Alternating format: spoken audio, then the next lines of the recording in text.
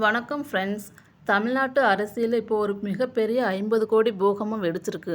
ஆளும் கட்சி டிவிகே எம்எல்ஏக்களை விலைபேச முயன்ற விவகாரத்தில் செந்தில் பாலாஜி தம்பி அசோக்குமார் வீட்டில் இப்போ போலீஸ் அதிரடியாக அவங்க பண்ணை வீடு இதிலெல்லாம் போய் செக் பண்ணி பார்க்குறாங்க.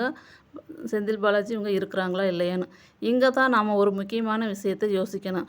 ஒரு எம்எல்ஏவை விலைபேச வைக்கிற இவங்களுக்கு 50 கோடி ரூபா அசால்ட்டாக கைமாறுது. ஆனால் இதே தமிழ்நாட்டில் கடன் தள்ளுபடி கேட்டு வெயில்லையும் மழையிலையும் பிச்சை எடுத்துக்கிட்டு கருப்பு துணி அணிஞ்சுக்கிட்டு வீதியில் மண்டி போட்டுக்கிட்டு இப்படி வீதியில் இறங்கி போராடிக்கிட்டு இருக்கிறாங்க. அரசியல் லாபத்துக்காக இப்படி கோடிக்கணக்கில் பணத்தை வாரி இறைக்கிறவங்க அந்த பணத்தை வச்சு போராடுற விவசாயிகளோட கடனை அடைச்சிருந்தா எத்தனை ஏழை குடும்பங்கள் வாழ்த்தி இருப்பாங்க, சந்தோஷமாக இருப்பாங்க. இதை பற்றி நீங்கள் என்ன நினைக்கிறீங்க? கமெண்ட் பண்ணுங்கள். நம்ம சேனலை லைக் பண்ணுங்கள், சப்ஸ்கிரைப் பண்ணுங்கள், சப்போர்ட் பண்ணுங்கள். நன்றி.